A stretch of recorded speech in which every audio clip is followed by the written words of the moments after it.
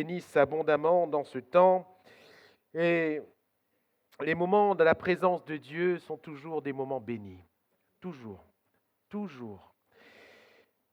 Parfois, ça se passe beaucoup mieux que ce qu'on avait prévu.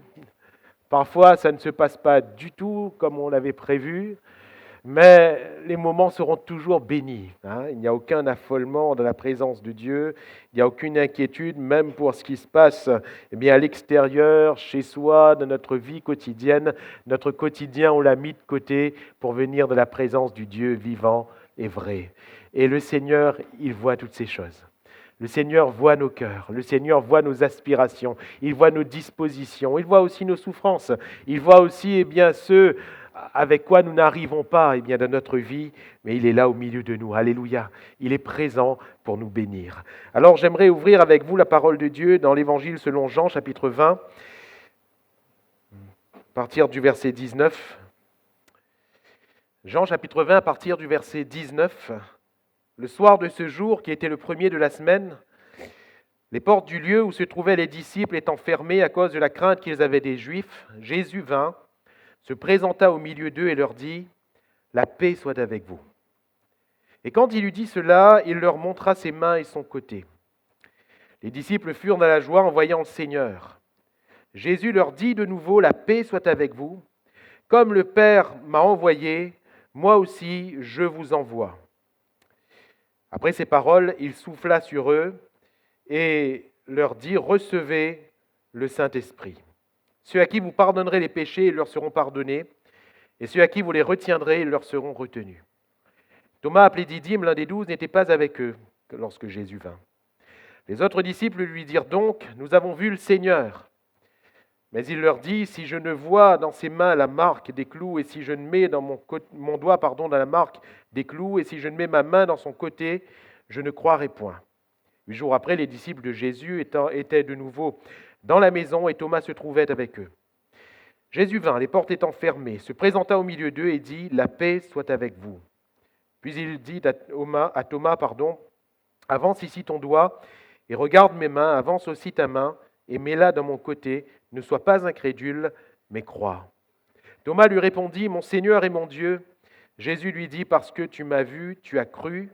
Heureux ceux qui n'ont pas vu et qui ont cru. » Jésus a fait encore en présence de ses disciples beaucoup d'autres miracles qui ne sont pas écrits dans ce livre.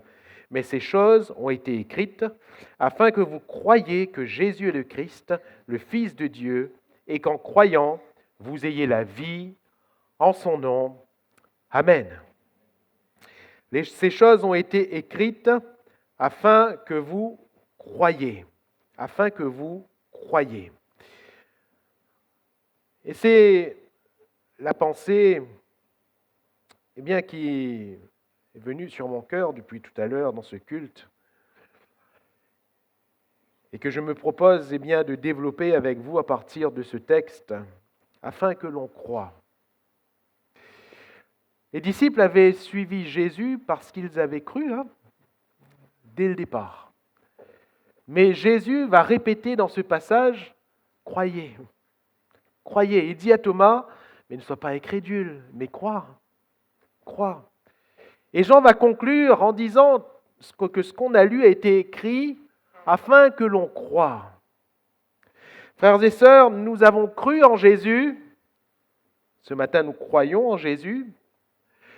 Mais le Seigneur veut nous amener à croire encore, ou tout du moins à progresser dans la foi. Hier soir, nous partagions au sujet du progrès de l'Évangile, et Paul va dire « Je veux que vous sachiez que ce qui m'est arrivé a plutôt contribué au progrès de l'Évangile. » Et nous avons vu que dans la vie de l'apôtre Paul, l'Évangile avait progressé. Progressé.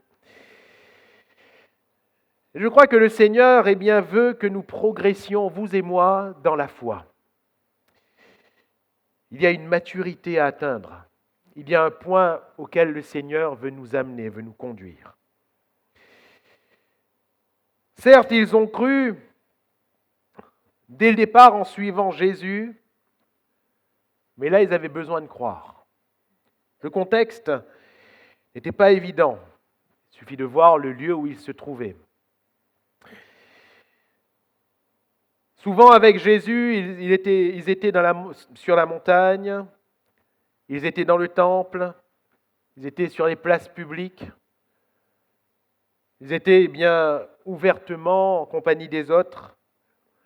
Mais là, ils sont dans un lieu clos, ils sont dans un lieu fermé, ils se sont enfermés. Pourquoi? Parce qu'ils étaient dans la crainte. Jésus est mort et ils avaient peur pour eux-mêmes. Ils étaient dans l'incertitude de ce qui allait arriver. Aussi se sont-ils enfermés, peut-être que dans ce lieu clos, ils étaient en sécurité. Ils étaient en sécurité. Quand on regarde au tableau, on voit pourtant qu'ils se sont presque enfermés dans une prison, un lieu clos. Ils ne faisaient plus rien. Ils attendaient que les choses se passent à cause de ce qu'il y avait dans leur cœur. Cependant, eh bien, c'est dans ce lieu clos qu'ils se devaient de croire. Non pas comme ils avaient cru jusqu'à maintenant, parce que ce Jésus en chair et en os n'était plus là. Mais ils devaient croire davantage. Ce lieu clos qui représentait pour eux une sécurité n'était en fait bien qu'une prison. David va dire, tire mon âme de sa prison afin qu'elle célèbre ton nom. Et je ne sais pas si ce matin quelqu'un est là, mais dans son cœur, il y a un lieu clos, une prison, quelque chose qui t'enferme et tu ne peux plus rien faire. Mais Jésus est là. Comme Jésus est venu dans ce lieu clos au milieu de ses disciples, il me semble que lorsque nous nous trouvons dans nos lieux clos à nous, Jésus vient. Alléluia. Il ne nous laisse pas, il ne nous abandonne pas. Et il vient afin que nous croyions. Il vient afin que nous ne nous lassions point, que nous ne nous découragions point, mais que nous croyions et que nous croyons en lui. Que nous croyons peut-être comme jamais nous n'avons encore cru, que nous puissions croire davantage dans le Seigneur. C'est dans sa prison que Paul va écrire que les progrès de l'Évangile ont trouvé contribution dans ses souffrances. Je veux que vous sachiez que ce qui m'est arrivé a plutôt contribué au progrès de l'Évangile.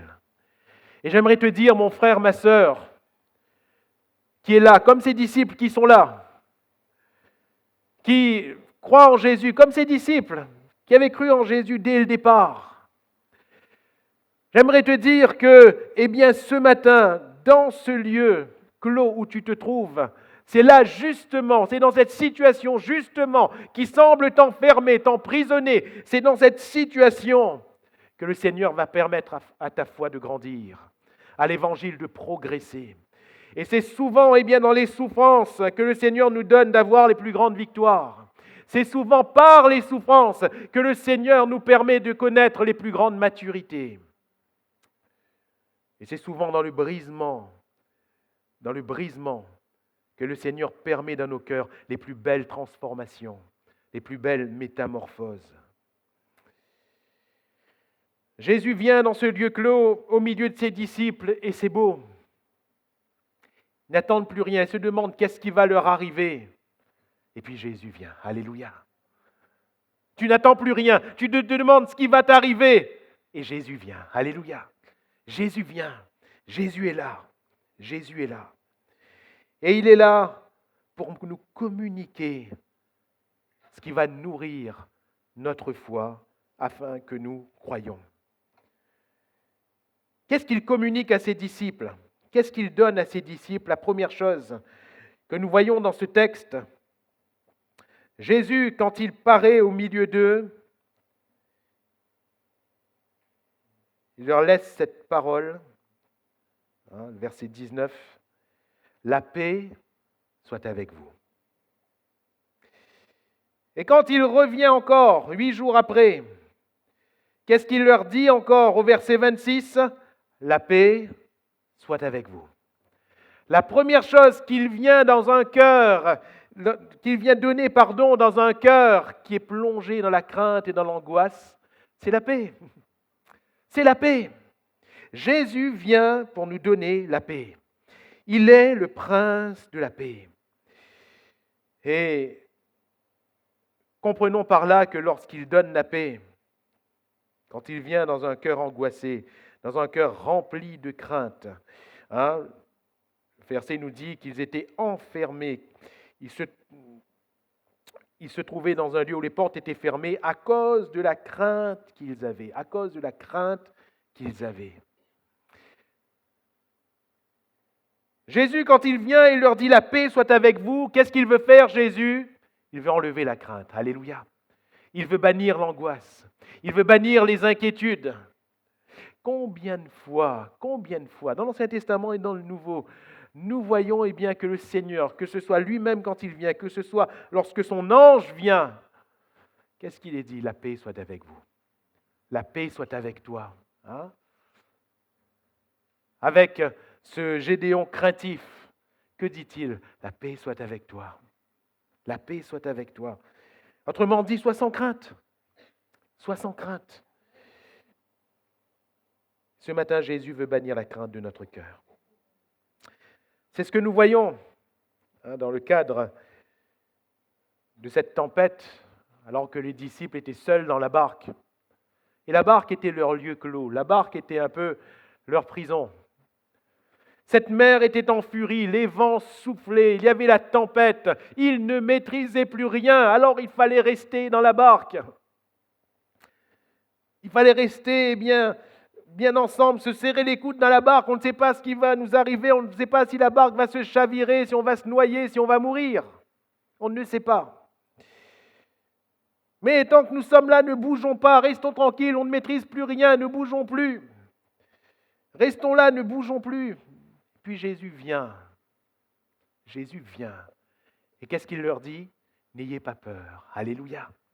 N'ayez pas peur. Et au moment où Jésus monte dans la barque, que nous dit la Bible ? La tempête s'arrête. La tempête s'arrête. Quand Jésus entre dans le lieu clos, quand Jésus entre dans le lieu où la crainte était si intense, la tempête s'arrête. La paix vient. Alléluia. Il suffit que Jésus entre dans ton cœur ce matin pour que la tempête s'arrête, pour que la paix vienne. Tu seras toujours sur les eaux, mais la tempête va s'arrêter. Alléluia. Tu seras toujours peut-être dans la même situation, au même endroit, peut-être, mais les vents cesseront. La crainte, qui est une grande tempête, va s'arrêter. Les angoisses, qui constituent une grande mer agitée, les angoisses vont s'arrêter. Le calme va venir. Alléluia. Qui est celui-ci qui commande même au vent et à la mer ? Qui est celui-ci ? Celui-ci, c'est le Seigneur. Il entre et il bannit la crainte. Alléluia. Nous voyons dans ce texte, lorsque Jésus leur dit « La paix soit avec vous », la Bible nous dit en deuxième partie du verset 20, les disciples furent dans la joie en voyant le Seigneur. Alléluia. Ils étaient dans la crainte. Ils étaient dans l'angoisse. Ils ne savaient pas ce qui allait leur arriver. Mais quand Jésus leur dit « La paix soit avec vous », ils sont dans la joie. On voit que la paix est rattachée souvent à la joie. Comment un cœur peut-il se réjouir sans la paix ? C'est compliqué. Voilà pourquoi la Bible nous dit que l'Église, elle était en paix et elle s'accroissait par l'assistance du Saint-Esprit. Ce n'est pas à cause des éléments extérieurs. Ce n'est pas à cause de ce qui était autour, parce que ce qui était extérieur, ce qui était autour, c'était la persécution. C'était la mise à mort des chrétiens. Il y avait des martyrs. Et des choses terribles se faisaient contre les églises de cette époque. Des choses terribles. Mais la Bible nous dit que l'Église était en paix à cause du Seigneur qui était au milieu de l'Église et qui marchait au milieu de l'Église parce que ce Seigneur, c'est le prince de la paix. Et sa présence qui nous communique la paix amène, liée à la paix, la joie. Alléluia. Et nous pouvons nous réjouir dans le Seigneur. Pourquoi est-ce qu'un chrétien peut se réjouir? Parce que Jésus, dans son cœur, lui donne la paix. Pourquoi est-ce qu'un chrétien peut se réjouir même quand il n'a plus rien dans le frigo? Parce que sa paix ne vient pas du frigo plein. Sa paix vient de Jésus qui est dans son cœur. Pourquoi est-ce qu'un chrétien peut se réjouir même quand il n'a plus rien sur son compte en banque? Parce que sa paix ne vient pas de son compte en banque. Sa paix vient de Jésus qui est dans son cœur.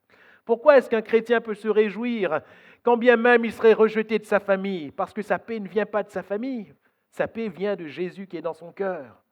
Pourquoi est-ce qu'un chrétien peut se réjouir en dépit de toutes les calamités, de toutes les tristesses qui pourraient l'entourer? Parce que Jésus est là. Parce que Jésus est là. Et notre véritable tristesse, là où nous devons vraiment, vraiment, en tant que chrétiens, nous angoisser, frères et sœurs, c'est quand Jésus n'est pas là.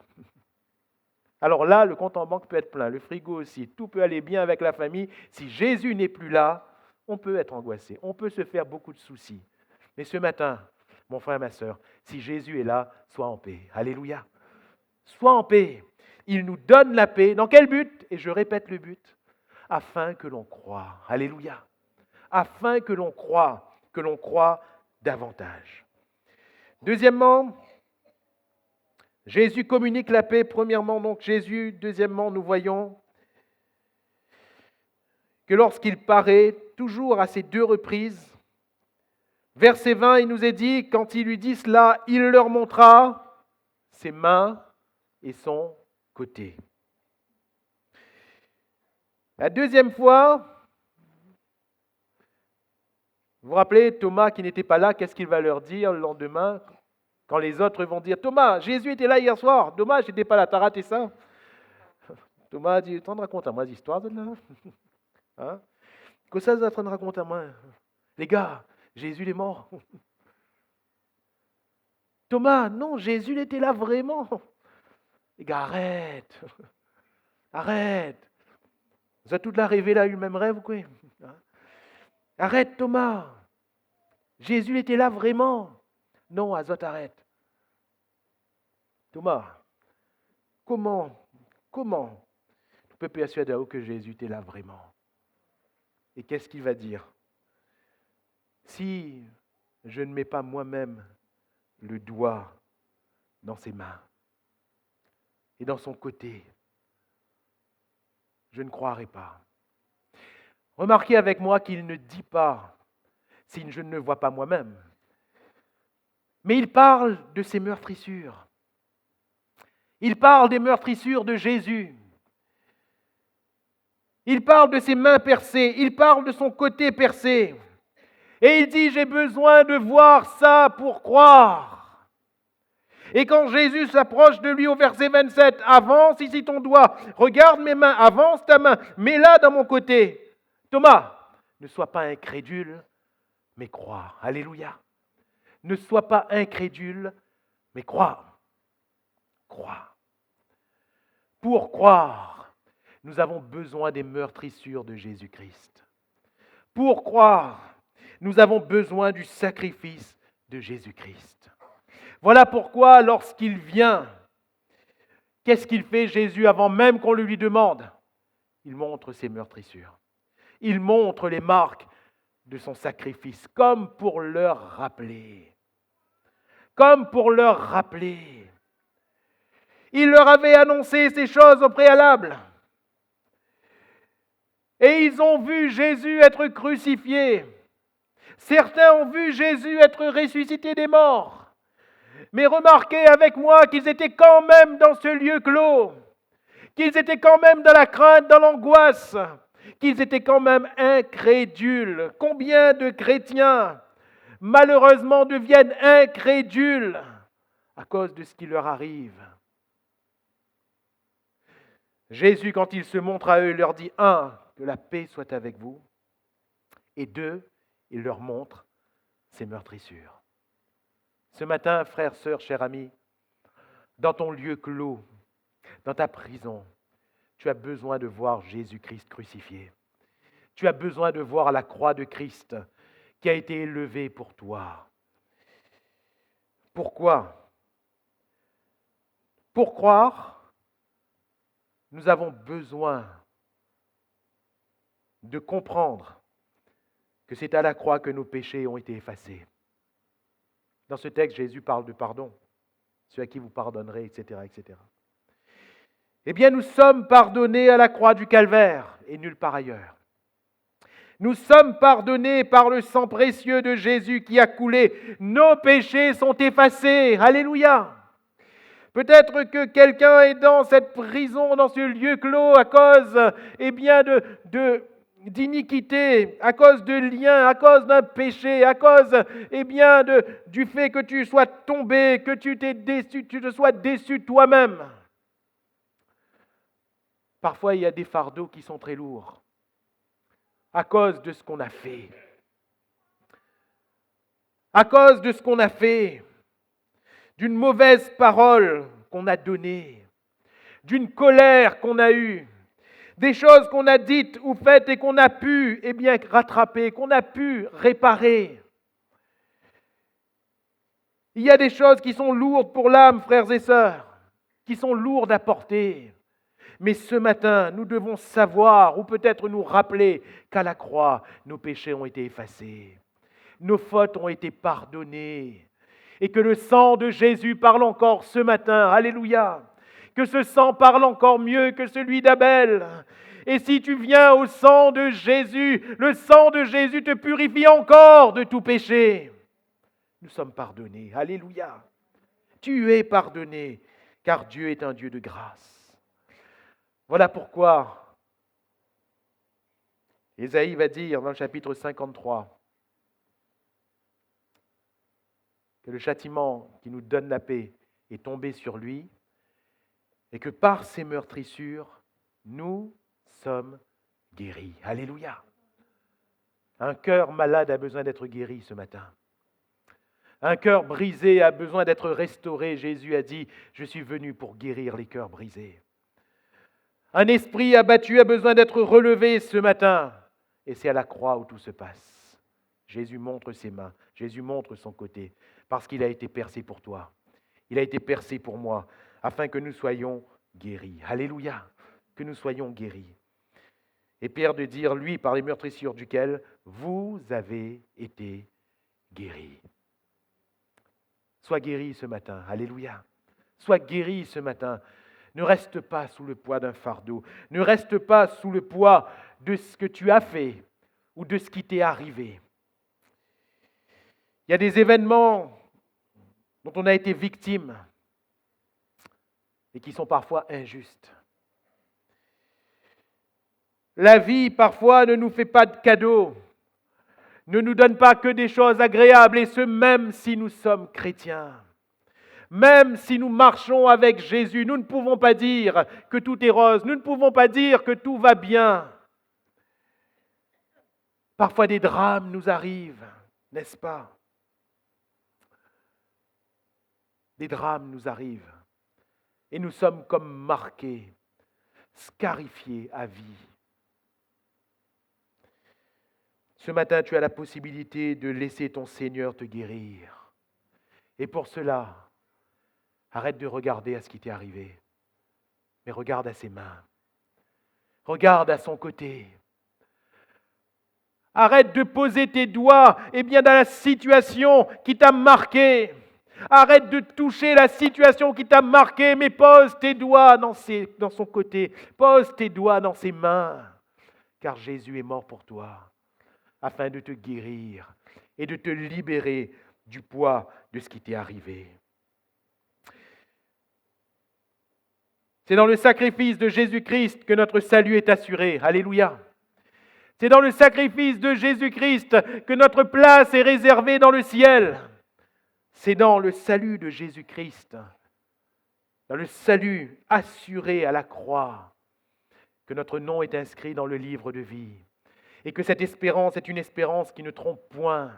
Et que même si une situation nous encerclerait, Paul était en prison, Pierre était en prison. Ces hommes et ces femmes, ont été à un moment donné entourés par des soldats, des personnes qui étaient là pour les châtier lors de cette époque de l'Église primitive. Mais pourquoi leur âme était-elle libre? Frères, sœurs, pourquoi même en prison notre âme peut-elle être libre? Parce que nous savons que notre place est assurée. Et aucune situation sur la terre ne peut nous enlever notre place dans le ciel. Aucune crise sur la terre ne peut nous enlever notre place dans le ciel. À cause du sacrifice de Jésus, notre place est assurée. Notre salut est assuré.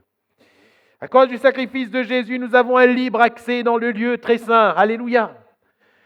Parce que son sang a coulé, parce qu'il est mort à la croix, le voile du temple a été déchiré de haut en bas. Et cet accès qui n'était alors que réservé à un homme une fois par an pour tout le peuple, un homme, le souverain sacrificateur, tiré au sort chaque année, entré pour offrir le sang, amener devant Dieu le sang et être agréé de Dieu. Ce voile a été déchiré pour nous montrer que Dieu ouvre un accès très large, afin que vous et moi, nous puissions entrer. Alléluia. Et l'auteur de l'Épître aux Hébreux va dire, puisque nous avons un si grand souverain sacrificateur, en la personne de Jésus-Christ, puisque nous avons sur lui les marques, parce qu'il est entré dans le ciel non avec le sang d'un animal, mais il est entré dans le ciel, le vrai tabernacle, et non un tabernacle selon le modèle, mais le vrai tabernacle. Il est entré avec son propre sang. Alors nous aussi, approchons-nous donc avec assurance, alléluia, du trône de la grâce, afin d'obtenir miséricorde et d'être secourus dans tous nos besoins. Alléluia. Le sacrifice de Jésus. Regarde mes mains. Regarde mon côté. Avance, touche, parce que je suis mort pour toi. Alléluia. Ne sois pas incrédule, mais crois. Et puis, par le sacrifice de Jésus, nous avons une intercession éternelle dans le ciel. La Bible nous dit que son sang parle mieux que celui d'Abel. La Bible nous dit qu'il est ressuscité, il est monté s'asseoir à la droite de Dieu le Père et il intercède pour nous. Et ce n'est pas que la personne du Christ ressuscité qui tous les jours parle à son Père pour nous, ce n'est pas cela qu'il faut voir. Mais Christ s'est offert une fois pour toutes, afin que son sang parle encore aujourd'hui. Et que son sang intercède pour chacun de nous. Voilà pourquoi Jean, dans son épître, va dire que si nous marchons dans la lumière et si nous péchons, son sang nous lave encore. Alléluia. Il y a une intercession dans le ciel pour vous et moi, frères et sœurs. Sinon, nous ne serions pas là. Il y a une intercession perpétuelle dans le sang précieux de Jésus. Alléluia. Quel avocat nous avons. Quel puissant sauveur nous avons. Quel puissant sacrifice. Et Jésus, il vient dans ton lieu clos, mon frère, ma sœur. Jésus, il vient là, dans ce qui t'emprisonne. Il vient avec son sang, avec ses meurtrissures, afin de te donner la guérison. Il te donne la paix, il te donne la guérison, pour que tu ne restes pas incrédule, mais afin que tu crois. Alléluia. Et que tu crois de tout ton cœur. Enfin, verset 22. Après ces paroles, après avoir donné la paix, après leur avoir montré ses meurtrissures, il souffla sur eux et leur dit, recevez le Saint-Esprit. Alléluia.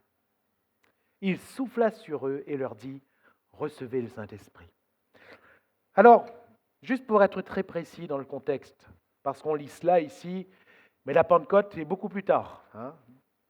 La Pentecôte, c'est dans Acte 2, c'est beaucoup plus tard.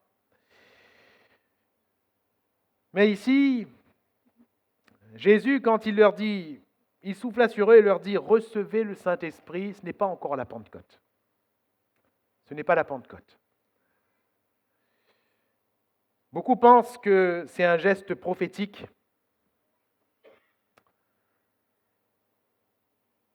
Mais que ce n'est pas là, dans cette chambre haute, à cet instant-là en tout cas, ce n'est pas là que les disciples vont être baptisés, immergés dans le Saint-Esprit. C'est bel et bien dans le livre des Actes des Apôtres, chapitre 2, qu'a lieu la Pentecôte. Mais toujours est-il que Jésus leur annonce, au moins, qu'ils allaient recevoir le Saint-Esprit, recevaient le Saint-Esprit. Le souffle, il souffla sur eux. Et que cette parole s'accomplit, tout comme la parole du prophète Joël, dans les derniers temps, je répandrai mon esprit sur toute chair. Et en recevant le Saint-Esprit, nous voyons les disciples définitivement sortir de leur chambre haute, n'est-ce pas? Jusqu'à maintenant, la chambre haute était le lieu référence. Mais à partir de la Pentecôte, cette chambre haute, elle est définitivement abandonnée. Il n'y a plus de lieu clos. Alléluia. Et tout lieu clos, Pierre se retrouve en prison un soir. Il doit être condamné à mort le lendemain. Étienne est entouré de ceux qui sont en train de lui donner la mort. Et je peux citer encore d'autres lieux clos. Tout lieu clos ne sont absolument pas significatifs pour ces disciples qui sont remplis du Saint-Esprit. Parce que le Saint-Esprit les a libérés. Alléluia. Recevez le Saint-Esprit. Mon frère, ma sœur, Jésus vient dans ton lieu clos. Jésus vient dans ton cœur pour que tu reçoives le Saint-Esprit. Et que par le Saint-Esprit, tu sois définitivement libéré. Que tu crois, mais d'une foi libérée. Alléluia. D'une foi libre. Le Saint-Esprit nous est donné dans notre lieu clos et combien il est précieux le Saint-Esprit parce qu'il est le consolateur. Alléluia. Je ne sais pas ce qui te rend triste, ce qui te met dans l'angoisse ou dans la crainte, mais le Saint-Esprit est le consolateur. Il est celui qui nous console. Comment? Comprenons bien, quand il est question de consolation, ici c'est quoi? Quand Jésus dit « Je vous enverrai le consolateur » dans l'évangile de Jean, chapitre 14, 15, 16, quand il parle du consolateur, il parle de quoi? Pas seulement de quelqu'un qui vient, qui tape sur notre épaule en disant « Allez, ça ira, ça va aller ». Pas seulement quelqu'un qui vient pleurer avec nous pour qu'on se sente mieux.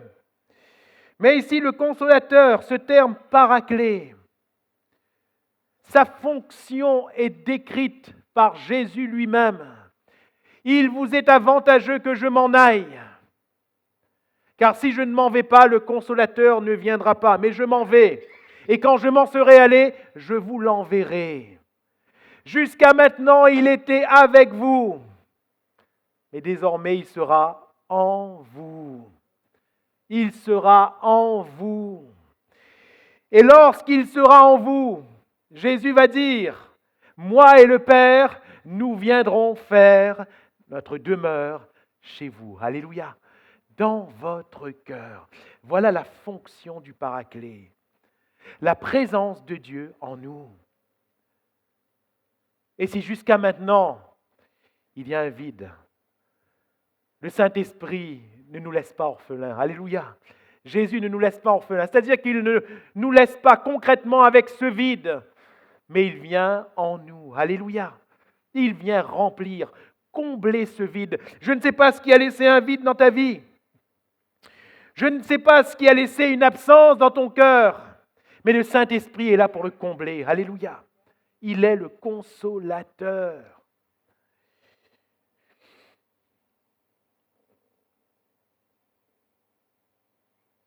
Il y a des personnes qui n'arrivent plus à vivre, j'allais dire, normalement.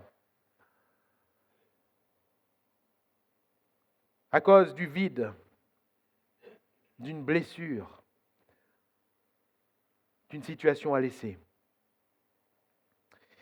Il y a des personnes qui n'arrivent plus à vivre normalement, qui n'arrivent plus à vivre sans, suspicion, qui n'arrivent plus à vivre sans jalousie, qui n'arrive plus à vivre, sans le regard à droite, à gauche. Il faut qu'on regarde partout pour être sûr qu'on est en sécurité. Qui n'arrive plus à vivre sereinement. Pourquoi? Parce que des choses se sont passées et dans le cœur porte, c'est vide. Ce matin, j'aimerais vous dire, si vous êtes dans cette situation, que le Saint-Esprit est votre consolateur et qu'il est en mesure de combler ce qui est vide. Il est en mesure de combler ce qui est vide. Peut-être que ce que ton mari a fait t'a conduite, ma sœur, à la suspicion. Peut-être que ce que ton épouse a fait t'a conduit, cher frère, à une jalousie malsaine. Tu ne peux plus vivre normalement. Peut-être que ce qui est arrivé dans ta maison ne te permet plus d'être serein, sereine. Ce sont des vides, vous comprenez? Ce sont des choses qui se sont passées. Peut-être telle maladie, tel problème de santé font qu'aujourd'hui, tu vis mais comme marchant sur les œufs. J'aimerais te dire que le Saint-Esprit est ce consolateur qui te permet de regarder aux choses passées comme étant derrière et qui te permet d'envisager l'avenir sous un jour meilleur. Alléluia. Une grande paix. Vous vous rappelez Pierre? Il avait peur de parler à une petite servante. Mais quand il est rempli du Saint-Esprit, il n'a pas peur de parler à toute une foule. Alléluia. Il y a des choses qui changent parce qu'il est le consolateur. Le Saint-Esprit est aussi ce guide.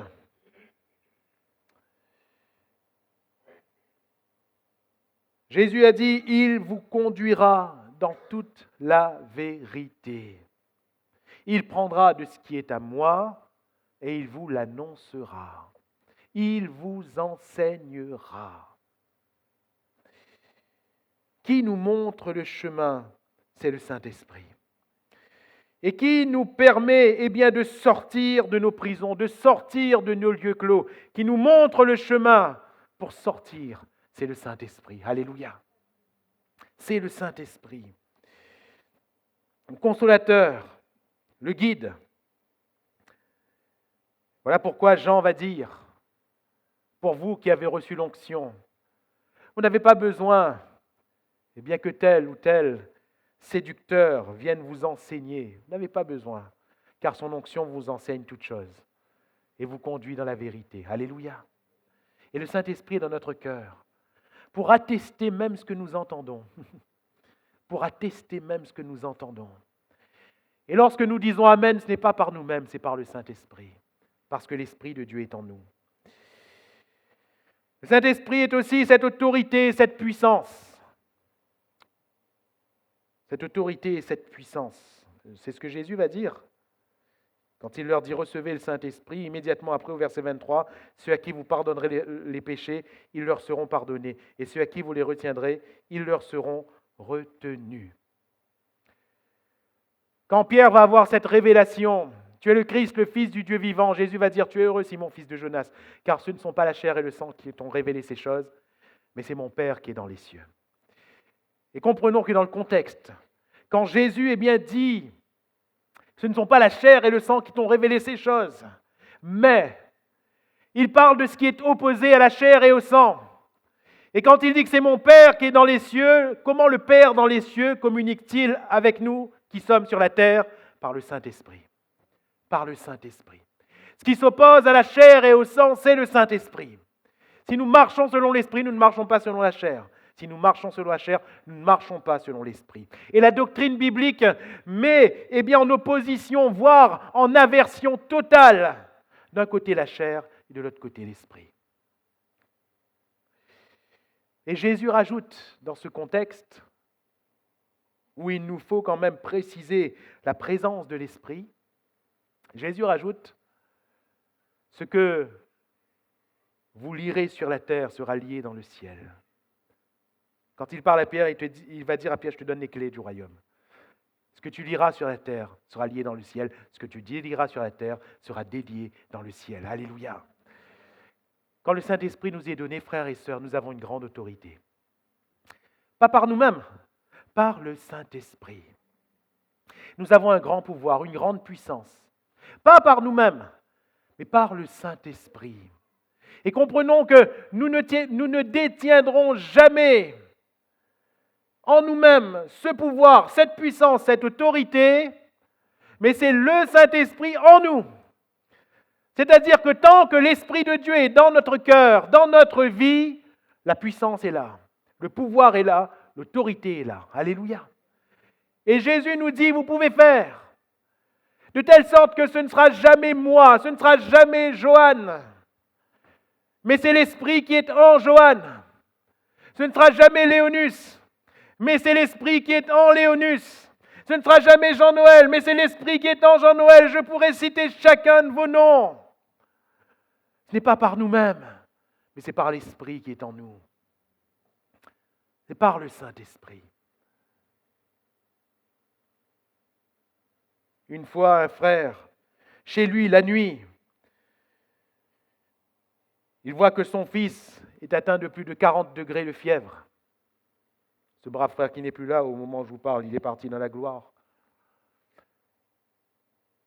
Alors, sur le coup, vous savez, tous les chrétiens ont un réflexe. Quand on panique, et ce frère a eu un réflexe qu'ont, à mon sens, tous les chrétiens. Je ne dis pas qu'il est mauvais, attention. Il prend son téléphone et il commence à composer le numéro du pasteur. Et puis tout d'un coup, il regarde son heure, il dit, tu sais quand même, il est 2h du matin. Comment je vais faire? Et puis il s'est souvenu des paroles de Dieu. Il a posé son téléphone, il a prié pour son petit garçon au nom de Jésus en lui imposant les mains. Il l'a fait spontanément. Il n'a pas fait parce qu'il s'est cru un grand prophète, un grand spirituel. Non, simple ce frère. Mais il l'a fait spontanément. Il a imposé les mains à son garçon au nom de Jésus. Et en me racontant ça, il a dit, vous connaissez frère, mon garçon était guéri tout de suite. Tout de suite. Lui-même, il était étonné. Mon garçon était guéri tout de suite. Et tu lui as dit, c'est pas étonnant. Jésus a dit, voici les miracles qui accompagneront ceux qui auront cru. Ce n'est pas étonnant, le Saint-Esprit nous est donné afin que l'on croie et que l'on progresse dans la foi, frères et sœurs. Que nous fassions ce que peut-être nous n'avons pas encore fait par le Saint-Esprit. Peut-être que nous n'avons pas encore exercé les dons spirituels parce qu'on s'est dit c'est pour les autres. Mais mon frère, ma sœur, si tu as reçu le Saint-Esprit, c'est pour toi. Peut-être que je n'ai pas prophétisé parce que je me suis dit c'est pour les autres. Mais si tu as reçu le Saint-Esprit, c'est pour toi. Peut-être que je n'ai pas encore imposé les mains pour guérir quelqu'un parce que je me suis dit ça c'est le pasteur. Mais mes frères et mes sœurs, il y a des choses que la Bible démocratise. Jésus dit, voici les miracles qui accompagneront ceux qui auront cru. Alléluia. Voici les miracles qui accompagneront ceux qui auront cru. Si on croit, tout est possible. Alors on dit cela pour ceux qui nous arrivent. Oui, si je crois et si je suis malade, je serai guéri. C'est bien. Oui, mais si tu crois, tu pourras aussi guérir. Alléluia. Si tu crois, tu pourras aussi imposer les mains, guérir. Si tu crois, tu pourras prophétiser. Si tu crois, tu pourras parler en langue. Si tu crois. Les disciples ont été remplis du Saint-Esprit et ils ont quitté leur lieu d'incrédulité. Ne sois pas incrédule, mais crois. Alors, en conclusion, j'aimerais dire que le Seigneur qui est là au milieu de nous, on voit ici que quand il vient dans ce lieu, cette chambre haute, ce lieu clos, ça ne le gêne pas. Jésus n'est pas gêné. Il vient au milieu de ses disciples dans la crainte, ça ne le déçoit même pas. On ne voit pas un Jésus déçu. Quand il voit ses disciples dans l'inaction, en train de se dire, mais qu'est-ce qu'on va nous faire? Qu'est-ce que les Juifs vont nous faire? On ne voit pas un Jésus qui est dans le reproche. Jésus ne les condamne pas, Jésus ne les rejette pas, Jésus ne leur reproche rien. Mon frère, ma sœur, de la même manière, pour toi, Jésus ne te reproche rien. Jésus ne te rejette pas, Jésus ne te condamne pas. Jésus n'est pas gêné, Jésus n'est pas déçu.